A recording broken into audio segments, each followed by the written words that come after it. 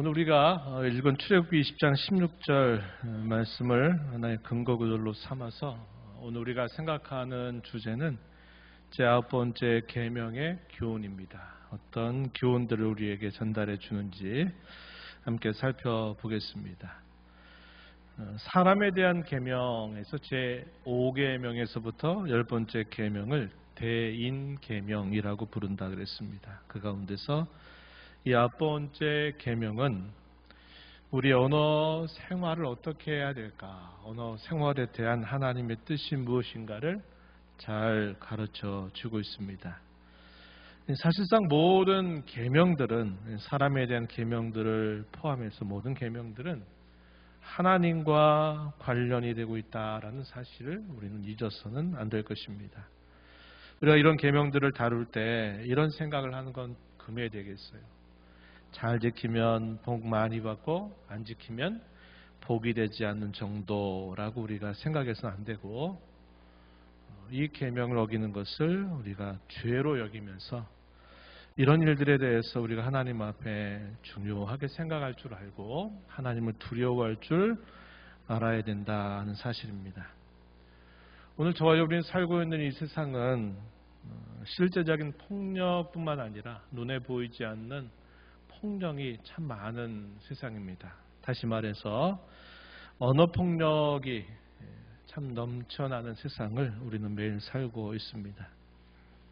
자신의 정체를 숨기고서 해서는 안 될 말, 또 할 말 가릴 것 없이 다 말하는 그런 시대를 우리가 살고 있다는 겁니다. 법정에서 위증을 하는 것뿐만 아니라 또 어떤 사실들을 알고 있으면서도 그것을 말하지 않음으로 인해서 다른 사람에게 해를 입게 하는 일들, 또 자기의 이해관계나 이익관계를 따져서 어떤 경우는 또 말을 하고 또 어떤 경우는 말하지 않는다든지, 이런 모든 것들이 이 세상 살면서 많은 사람들이 흔히 범하는 악행들이다 하는 사실이고, 이런 악행들의 경우는 결국 국가적으로나 사회적으로 엄청난 비용을 요구하게 된다는 사실을 우리는 꼭 기억할 수 있어야 한다는 겁니다. 이런 일로 인해서 한번 어떤 사건과 사고가 터지게 되면 이 하나의 문제로 인해서 사회가 얼마나 많은 그런 힘을 소진하게 되는지, 그런 것들을 우리가 이런 매스미디어 혹은 뉴스를 통하여서 간간히 보게 된다 하는 것입니다. 또 안타까운 건 뭘까요? 이런 일들이 교회를 이루는 성도 안에서도 쉽게 일어나고 있다 하는 사실입니다. 어떤 사실들을 은폐하는 것이라든지, 또 어떤 사실들을 축소한다든지, 또 어떤 사실들을 지나치게 과장함으로써 별것 아닌 문제, 간단한 문제, 이런 것들이 상당히 큰 문제로 커지는 경우들을 우리는 심심치 않게 볼 수 있습니다. 하나님 앞에서 이게 죄악이다, 교회 전체를 대상으로 해서 이게 모두를 힘들게 할 수 있는 일이다라는 것을 우리가 늘 생각할 줄 알아야 한다는 겁니다. 거짓말 한마디 하는 것은 하나님 앞에서 두려워야 되는데, 하나님의 심판이 우리에게 시행되지 않는다 그래가지고 거짓말하는 것에 대해서 우리가 별 감각을 느끼지 못하고 습관적으로 거짓말하는 것은 대단히 옳지 않은 것입니다. 성경은 모든 거짓의 아버지가 누구라고 말합니까? 누구라 그래요? 마귀 혹은 사탄이라고 합니다. 사탄 혹은 마귀는 모든 거짓말의 아버지, 원천, 샘, 근원이 된다, 이렇게 분명하게 말하고 있기 때문에 우리는 하늘 아버지를 우리의 아빠 아버지로 모시고 살아가는 사람인 것처럼 우리는 진실을 생명처럼 여기면서 살기를 늘 힘써야 되겠고, 거짓말을 흔히 하게 되면 우리 하나님 아버지가 아니라 마치 사탄을 우리의 아버지처럼 여기는 삶을 사는 것이다 라고 생각하면서 두려워할 줄 알아야 되겠다 하는 것입니다. 오늘 우리가 다루는 이 9번째 계명은 내 이웃에 대하여 거짓 증거하지 말라라는 계명입니다. 이것은 우리의 말뿐만 아니라 더 나아가서 우리의 행실이 다 하나님이 듣고 계신다, 하나님 보고 계신다라는 사실을 우리가 늘 기억하면서 살아야 된다 하는 점입니다. 오늘 이 계명들을 살펴보면서 우리의 특별히 언어 생활들을 다시 한번 하나님 앞에 돌아보고 또 새롭게 하는 좋은 시간들이 되기를 기대합니다. 오늘 우리가 다루는 계명은 소리문답 제 76문에서부터 78문인데 이 76문은 우리가 읽은 출애굽기 20장 16절 말씀을 그대로 나타내고 있는 말씀이에요. 그래서 오늘은 이 부분을 좀 생략하고 이어서 이 계명을 통해서 하나님이 우리에게 적극 요구하시는 것이 무엇인가? 더 나아가서 그렇다면 이 계명을 통해서 우리에게 금하고 계신 것이 무엇인가 하는 것을 우리가 살펴보면서 이 교훈을 오늘 우리가 이루는 교회에서 우리가 살아가는 세상 가운데 어떻게 이 계명을 순종하며 살까 하는 것을 이야기를 해보도록 하겠습니다. 제 77문 여러분들에게 묻겠어요. 한번 대답해 주시기 바랍니다. 제77문 제9계명에서 무엇이 요구됩니까? 제9계명은 특히 증거할 때 사람과 사람 간의 진실을 보존하고 증진하며 우리 자신과 이웃의 선한 이름을 보존하고 증진할 것을 요구합니다. 제9계명을 통해 하나님이 우리에게 요구하시는 뜻이 뭐냐 할 때 증거할 때 혹은 증언할 때 진실을 보존하고 진실을 증진시켜라. 또 우리가 우리 자신과 우리의 이웃의 선한 이름, 다른 말로는 명예, 그 이름을 보존하고 증진할 것을 우리에게 요구하신다. 이렇게 정리할 수 있겠습니다. 진실 그리고 우리 자신과 이웃의 이름 혹은 명예 이런 것들을 보존하고 증진할 것을 요구한다. 이렇게 우리에게 해석을 해주고 있습니다. 이에 대한 근거 구절 한번 살펴보시면 잠언서 14장 5절 말씀에 보면은 이렇게 전합니다. 신실한 증인은 거짓말을 아니하여도 거짓 증인은 거짓말을 뱉느니라. 이 잠언서는 많은 대꾸법을 형식으로 취합니다. 반의적 대꾸법 혹은 반의적 평행법이다라고 부르는데 무엇은 무엇하지만 무엇은 무엇하다 이런 형식을 많이 취하는데 신실한 증인은 거짓말을 하지 않지만 거짓 증인은 거짓말을 뱉는다라고 가르쳐 줍니다. 25절 말씀에서도 비슷한 표현을 전달해 주는데 진실한 증인은 사람의 생명을 구원하여도 거짓말을 뱉는 사람은 속인다 이렇게 말합니다. 진실한 증언이 갖는 하나의 좋은 유익은 사람의 생명을 구원하기도 한다 이렇게 가르쳐주고 있다는 것입니다. 스가랴서 8장 16절 말씀 우리가 지난번에도 봤는데 이 구절을 우리 함께 다시 한번 읽어볼까요? 스가랴서 8장 16절 말씀 함께 읽어봅니다.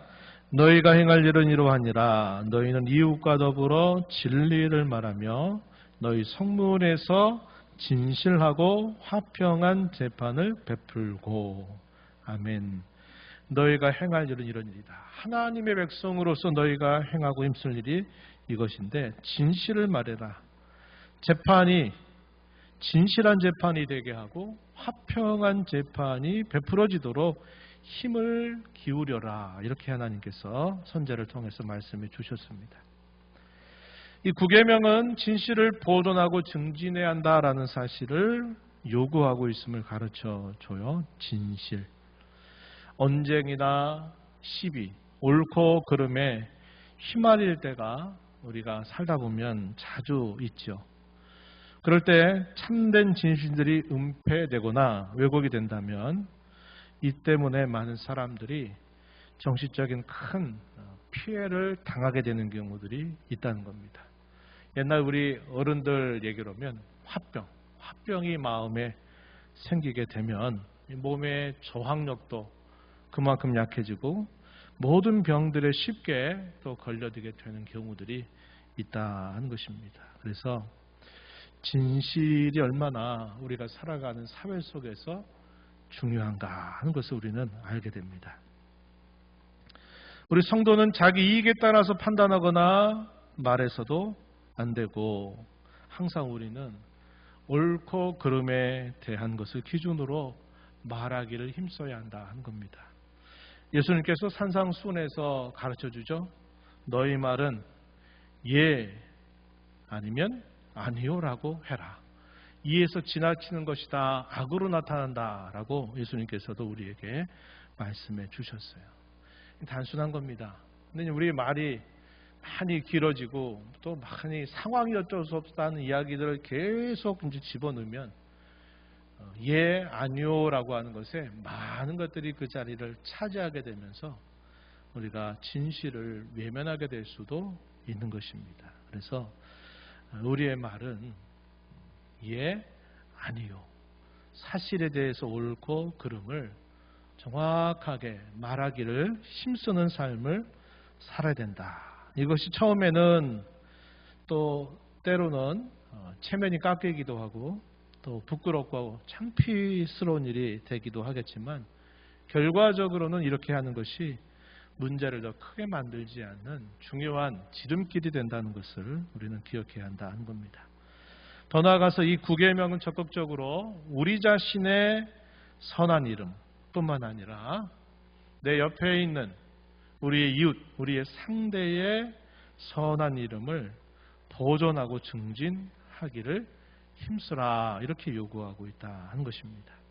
나만이 아니라 항상 이 계명은 당신, 상대방을 위해서 이웃을 향해서도 역시 그와 같은 태도를 취할 것을 우리에게 요구하고 있다는 것입니다. 이런 말들이 과연 우리가 말하는 언어 생활에 있어서 어떠한 적용거리가 있을까 하는 것에 대해서는 이제 뒤에서 우리가 살펴보면 상당히 폭넓게 이런 부분들이 적용되고 있구나 하는 것을 발견하게 될 겁니다. 이어서 소리문답 제78문에서는 그렇다면 이 9계명이 금하는 게 무엇인가를 묻습니다. 한번 답변해 보시죠. 제9계명은 진실에 위배되는 것이나 우리 이웃과 이웃의 선한 이름을 손상하는 것은 무엇이든지 금합니다. 77문에서 대답했던 것을 그대로 180도 반대로 지금 이야기하고 있어요. 진실할 것을 보존하고 증진해라 하는 것에 대해서 반대로 진실에 위배되는 것을 금한다. 이웃의 선한 이름, 우리 자신의 선한 이름을 보존하고 증진해야 된다라는 것에 대한 반대로 선한 이름을 손상하는 것 어떤 것이든지 금한다. 이렇게 단순하게 잘 풀어주고 있다는 것입니다.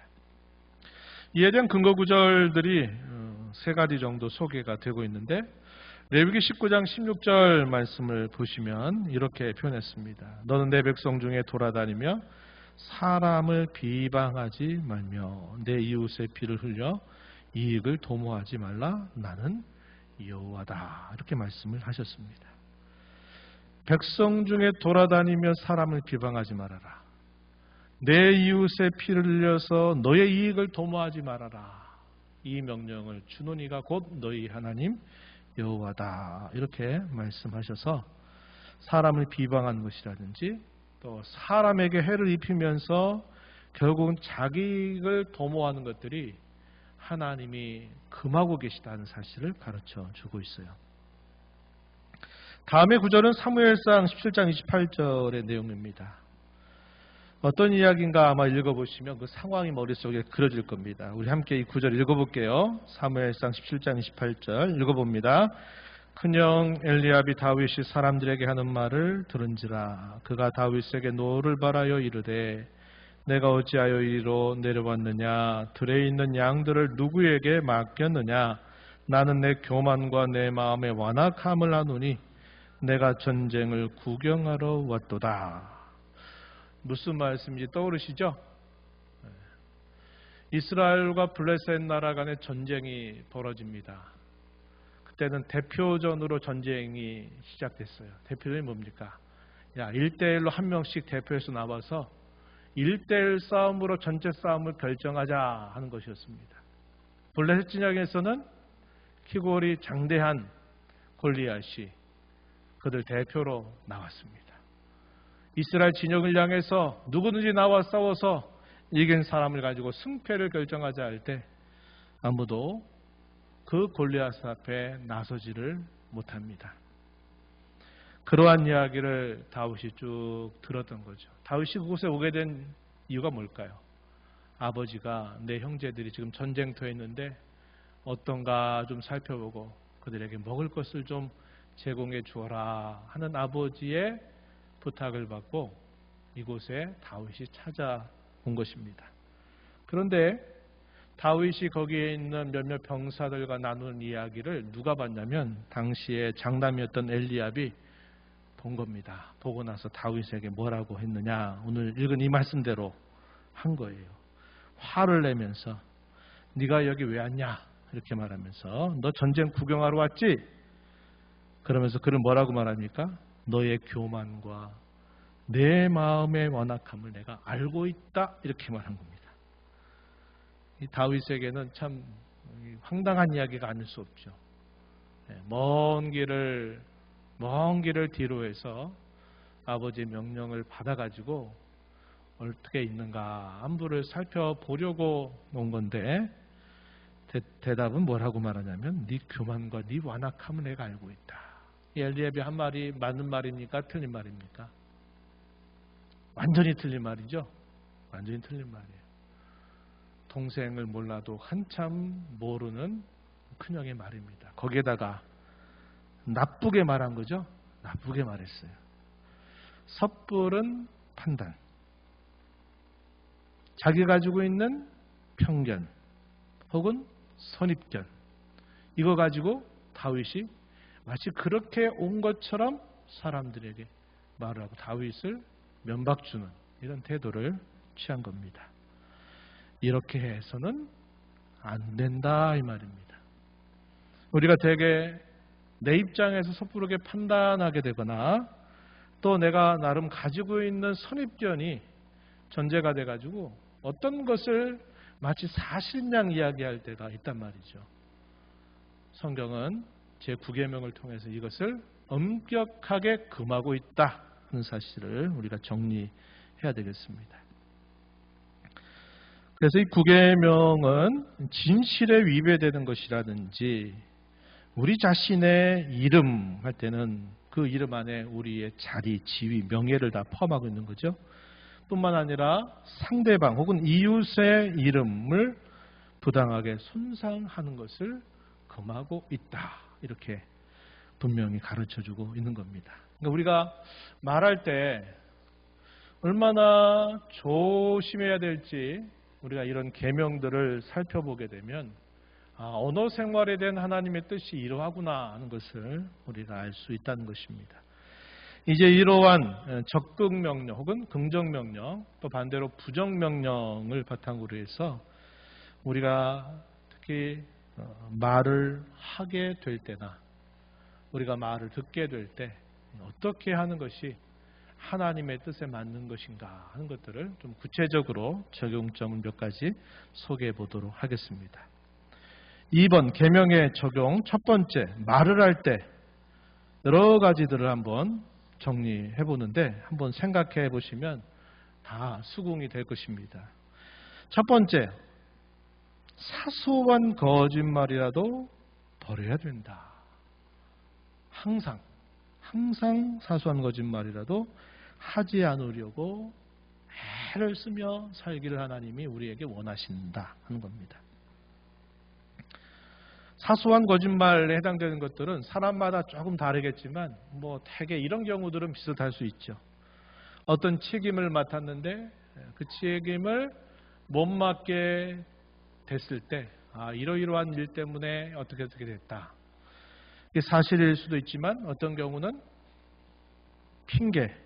핑계를 대면서 그런 책임을 하지 못했다 하는 식의 변명 이런 것들 경우 우리가 흔히 하기도 하는 잘못이다 하는 것입니다. 그건 별로 크고 중요한 문제가 아니다. 이것은 그냥 별스럽지 않은 그런 거다라고 우리가 생각하는 것에 대해서 성경은 아니다, no 이렇게 말하고 있다는 것을 기억하고 조심하자고 하는 것입니다. 하나의 격언 같은 이야기입니다. 아브라함 링컨이라고 하는 인물이 이런 말을 했다 그러죠. 하나의 거짓말을 진실한 것처럼 포장하게 하기 위해서, 그것이 그렇다고 믿게 하기 위해서는 몇 가지 거짓말이 더 있어야 된다? 20가지의 거짓말이 있어요. 이게 무슨 뜻인지 잘 아실 것입니다. 거짓말을 했어요. 근데 이걸 돌이키기가 너무 창피하고 돌이키기가 너무 타이밍을 놓친 것 같아. 그럼 그 거짓말을 진짜 거짓말이 아닌 것처럼 하려고 하다 보니까 또 다른 거짓말을 또 거기에 이렇게 덧붙이게 되고, 그럼 그걸 끝나는 게 아니라 또 어떤 경우는 또 꼬리에 꼬리를 물고 또 다른 것들을 거짓말해서 그 거짓말이 아닌 것처럼 계속 하려고 한다는 거예요. 그러다 보니까 한번 잘못했다 말하면 끝날 것을 그걸 핑계에 대고 거짓말하다가 계속 거짓말을 꼬리에 꼬리를 물고 거짓말이 계속 이어지는 겁니다. 그럼 나중에는 어떻게 되든가요? 어느 순간 그게 딱 드러날 때가 있어요. 그럼 어떻게 됩니까? 신뢰가 깨지는 것입니다. 신뢰가 깨져요. 이런 일들을 하면 안 된다 이 말입니다. 제가 말레이시아에 갔을 때 말레이시아의 한인교회로 제가 2년 정도 이렇게 함께 가족들이 다 다녀왔는데, 말레이시아의 이민교회를 이렇게 찾아갔을 때 이미 이제 그쪽 교회에 도착하고 있을 때부터 담임 목회자와 교회 중직자들 간의 불화가 계속 있었다는 것을 발견하게 되었습니다.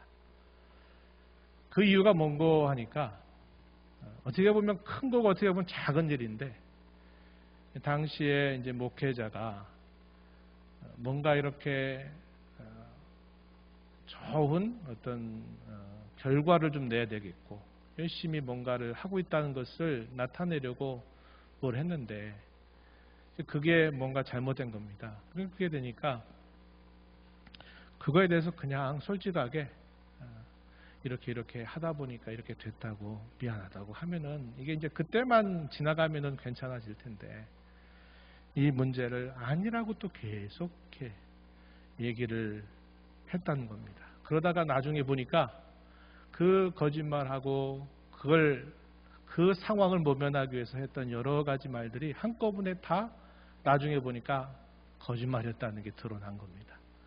이게 한 번, 두 번 그런 일이 있게 됐다는 거예요. 그러다 보니까 목회자와 성도 간의 신뢰가 깨어져 버린 겁니다. 한번 신뢰가 깨어지면 그 신뢰가 회복되기가 어려운 거죠. 그래서 참 이제 안타까운 일들을 좀 또 보고 경험하고 많은 일들을 겪었었는데, 이제 하나의 좋지 않은 하나의 흉봉 같은 이야기죠. 조심해야 될 이야기인데, 이제 이와 같이 우리 성도들이 그렇다는 겁니다. 그냥 그때 잘못 한번 시인하고 잘못했다고 말하면 될 것을 그걸 또 이 핑계 저 핑계 대고 너는 어떠냐고 또 계속 꼬리에 꼬리를 물고 넌 얼마나 잘났냐고 또 이런 식으로 막 계속 해보세요. 아무것도 아닌 문제가 계속 커지면서 그 작은 문제 때문에 교회 전체가 흔들리고 하는 일들이 생겨난다는 겁니다.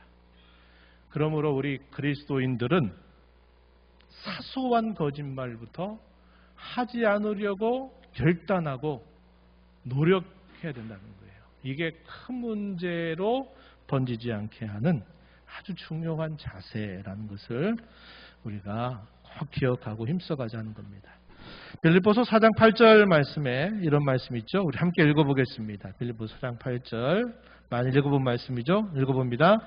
그토록 형제들아 무엇에든지 참되고 청되며 무엇에든지 경건하며 무엇에든지 오르며 무엇에든지 정결하며 무엇에든지 사랑받을 만하며 무엇에든지 칭찬받을 만하며 무슨 덕이 있든지 무슨 기림이 있든지 이것들을 생각하라. 예. 하나님께서 그의 자녀된 성도들을 향해서 기대하시고 바라시는 것은 온전함이에요. 온전함. 그럼 온전함 우리가 이 땅에서 다 이룰 수 있느냐? 그렇지 않습니다. 성결교 같은 경우에는 완전 성결을 이 땅에서 이루어낼 것처럼 이야기하지만 사실 그것은 불가능한 일이에요. 그러나 우리가 거듭거듭 힘쓰고 애써낼 건 뭐냐? 하늘 아버지께서 온전하신 것처럼 우리도 온전해지도록 계속 우리가 기도하고 우리 자신을 살피고 또 돌이키는 일들을 계속해야 된다는 것입니다. 무엇에든지 참되라. 무엇에든지 경건해라. 무엇에든지 옳아라. 무엇에든지 정결하고 무엇에든지 사랑받을 만하고 칭찬받을 만해라.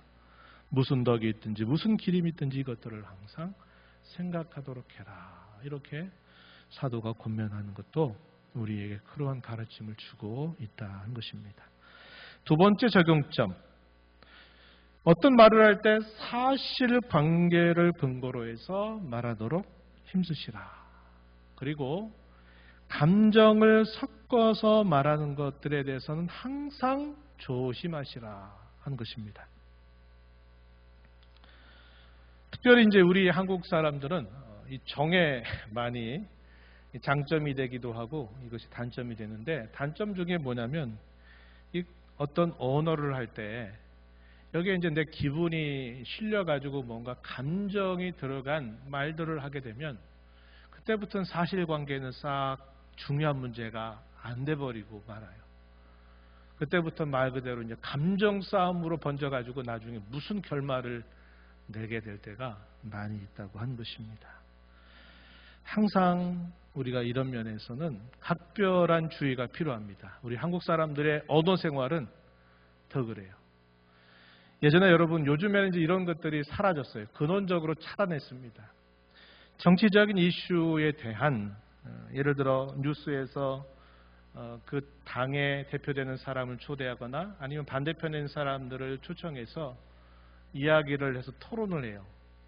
제가 기억하기로 여러 해 전에 이런 일들을 하게 되면 나중에는 사실은 다 사라져버리고 뭐가 남느냐, 막 그 온 국민이 보고 있는 그 자리에서 서로 그냥 감정적으로 막 싸우고 하다가 끝나버리는 경우도 돼요. 지켜보는 사람들이 정말 마음이 불편합니다. 그러다가 이제 근래 몇 년 사이에서는 서로 이렇게 토론하는 것들을 특별한 경우 아니면 이걸 딱 제해버렸어요. 그래서 당신 당의 입장에서 이걸 어떻게 생각하느냐 하면 이걸 이렇다고 생각한다. 이쪽에서 그럼 어떻게 생각하느냐? 이건 또 이렇다고 생각한다. 이렇게 얘기만 해주고 더 이상 이렇게 서로 얘기 안 하도록 이렇게 했단 말이죠. 이게 왜 그럴까요? 어떤 문제를 사실관계에 비추어서 이건 잘하고 이건 못하는 것 같다. 이런 식의 이야기를 합리적으로 이야기를 해야 되는데 이게 안 되고 여기에서 이제 결국은 진영 싸움으로 번지게 되고 이러면서 사실관계가 국민들에게 이렇게 알려지는 게 아니라 서로 그냥 기분 나쁜 것들만 서로 그냥 방송에서 이렇게 하다가 끝나버린 경우들이 많았다는 겁니다. 우리 한국 사람들이 이제 이런 훈련들이 많이 약하다 느껴져요.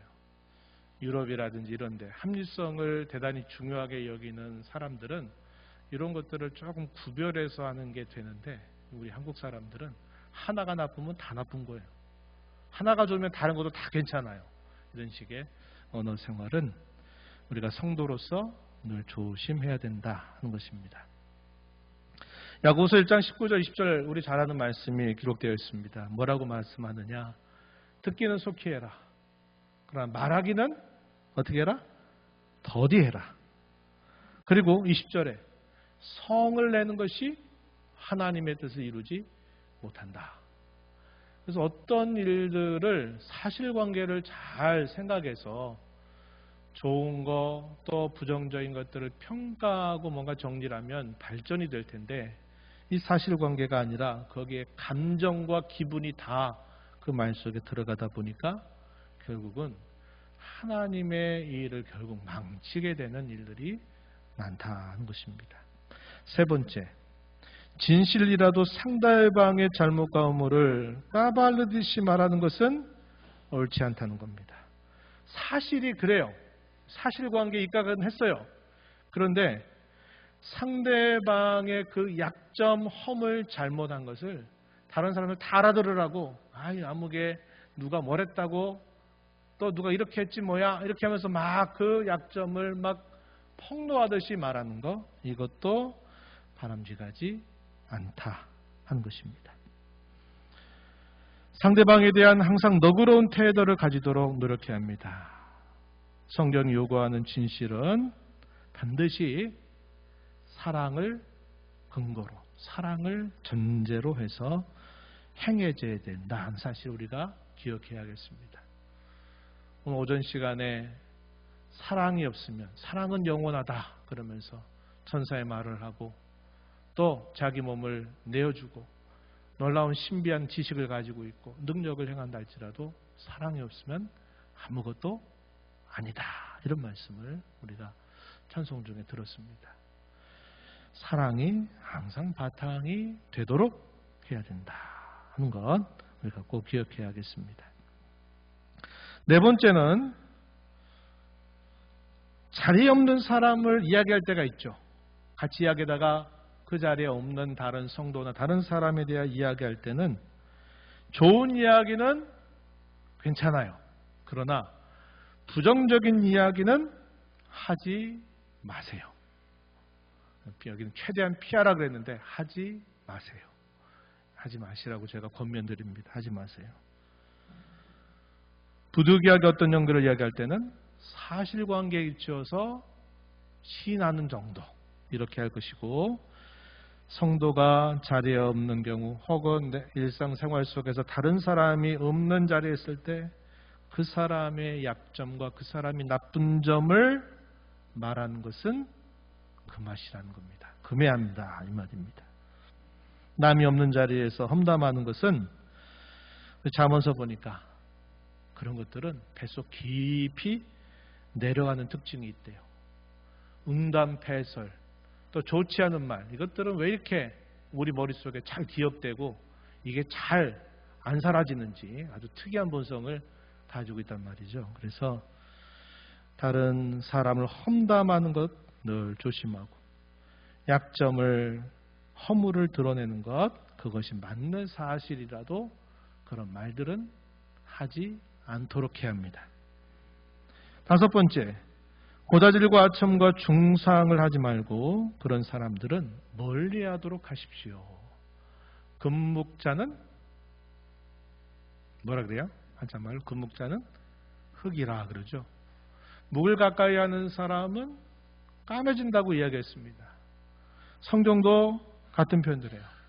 아첨하기 좋아하는 사람, 고자질하기 좋아하는 사람, 다른 사람을 근거 없이 비방하기를 좋아하는 사람들이 있는 곳에는 그런 자리에 함께하지 말고 그런 사람들을 가까이 하지 마십시오. 우리가 이런 일들을 늘 조심하면서 살아야 된다 하는 겁니다.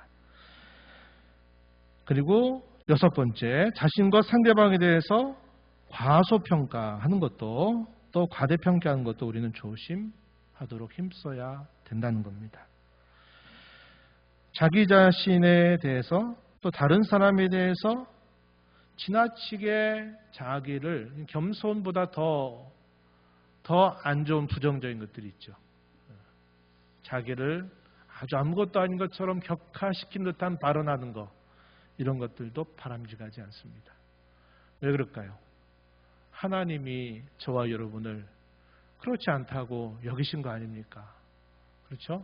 우리가 연약하고 부족하고 허물이 많아도 하나님이 저와 여러분을 그의 자녀로 삼으셨어요. 우리 자신을 스스로 자학하고 학대하는 거, 그거 바람직한 거 아니고요.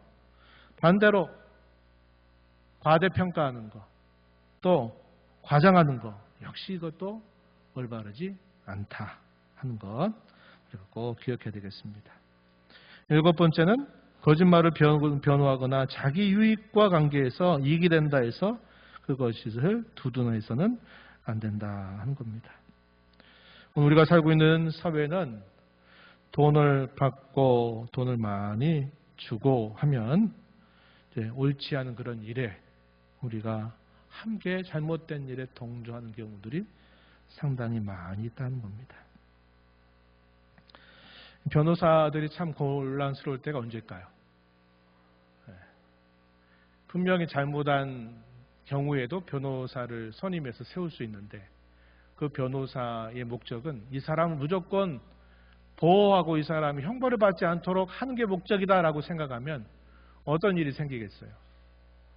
사실보다도 그럴듯한 설득과 그럴듯한 근거, 그럴듯한 상황을 이야기해서 잘못 아닌 것처럼 이렇게 한다면 이게 하나님 앞에 올바른 일이 되지 않겠죠.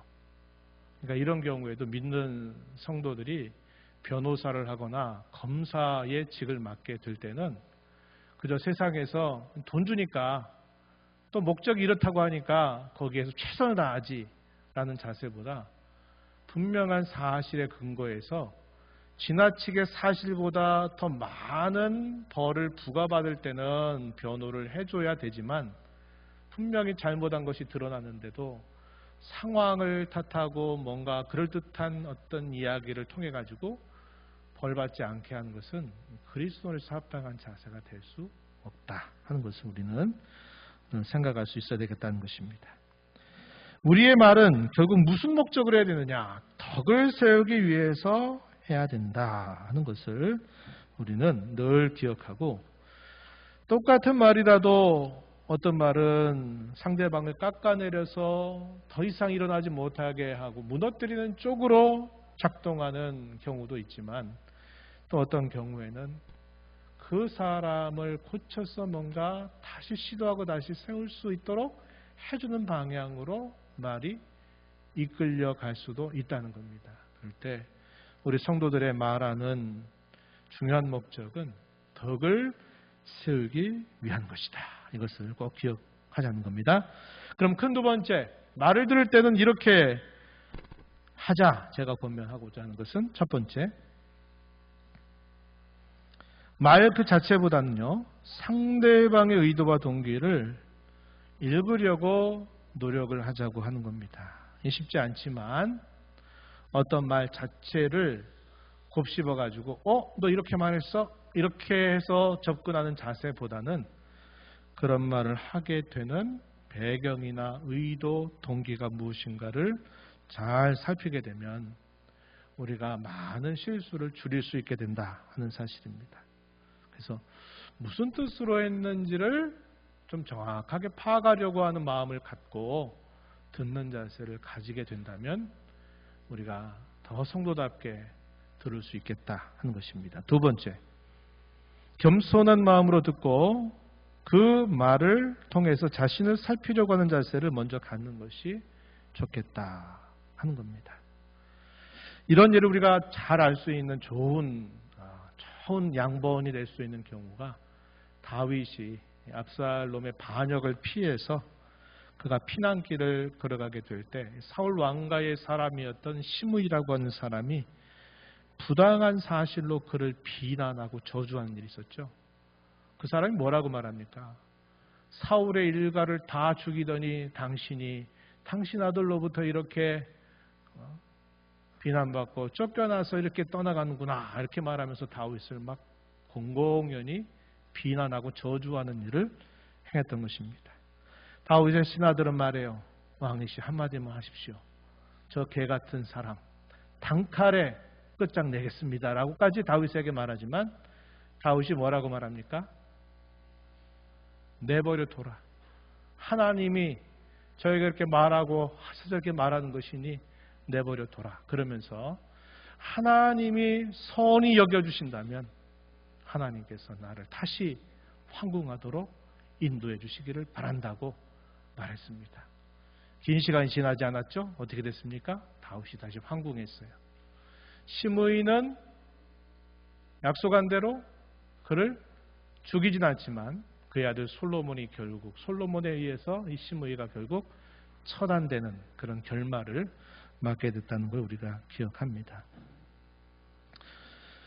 어떤 사람이 말을 하면 같이 이제 막 그 말꼬리 잡고 그렇게 하는 방향으로 되게 이야기가 진행이 돼요. 그래, 나는 잘못했다. 그러면 넌 얼마나 잘했길래? 넌 얼마나 잘한다고? 이런 식으로 이야기가 되면 대화가 중단되는 겁니다. 그리고 서로 다툼과 싸움만이 일어나게 돼 있어요. 우리 성도는 그런 태도를 취하기를 조심하라는 겁니다. 어떤 말들을 들을 때는 혹시 내가 정말 그런 게 없는지 살피려고 하는 자세를 먼저 갖는다면 말과 말 가운데 꼬리 잡아가지고 결국은 사람들이 서로 상처받는 그런 일들은 생기지 않을 것이다 하는 것입니다. 마지막 세 번째는 사실관계가 분명해질 때까지 말하는 것은 항상 조심해야 된다 하는 것입니다. 사실관계는 금방 드러나게 돼 있어요. 근데 우리는 그걸 참지 못해가지고 사실관계 확인도 하기 전에 그냥 막 상대방이 공격하니까 나도 그냥 말로 막 공격하고 막 그렇게 갈 때가 참 많아요. 근데 사실관계는 조금만 참으면요, 금방 사실관계는 드러나게 돼 있습니다. 그 사실을 충분하게 확인하고 난 다음에 적절하게 어떻게 할 것인가를 생각해 봐도 우리가 많은 죄와 실수로부터 벗어날 수 있게 된다 하는 겁니다. 우리가 이렇게 살펴보니까 이 언어 생활이 얼마나 폭넓게 우리의 삶에 적용되고 있는지를 우리가 살펴볼 수 있다는 겁니다. 말에 실수가 없는 사람은 완전한 사람이라고 성경이 가르치지만 우리는 완전하지 못한 사람이기 때문에 어쩔 수 없다라는 태도를 취하는 게 아니라 늘 말에 실수가 많은 사람이기 때문에 내 입술을 통해서 하나님의 영광을 가리거나 사단 마귀의 회방거리를 제공하거나 죄로 인하여 우리의 마음이 어두워지고 강팍하게 되고 죄로 인해서 우리에게 있는 구원의 감격과 기쁨이 빼앗겨버리는 일이 없도록 우리는 항상 우리 언어 생활을 돌아보는 자세를 갖자고 하는 것입니다. 이런 말씀들을 마음에 새기면서 이 한 주가 남은 생에 또 하나님 앞에 우리의 언어 생활을 통해서 하나님을 기쁘시게 해드리고 다른 사람을 유익하게 하는 그런 좋은 열매 맺어가게 되기를 축복합니다.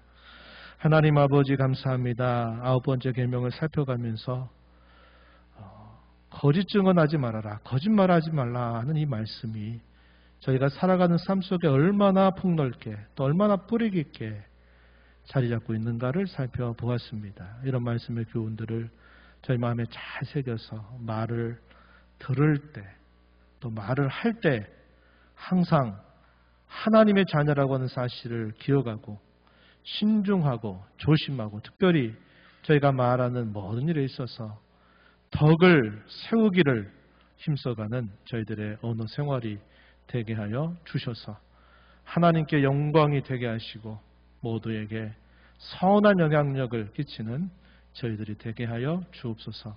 예수님 이름으로 기도하옵나이다. 아멘.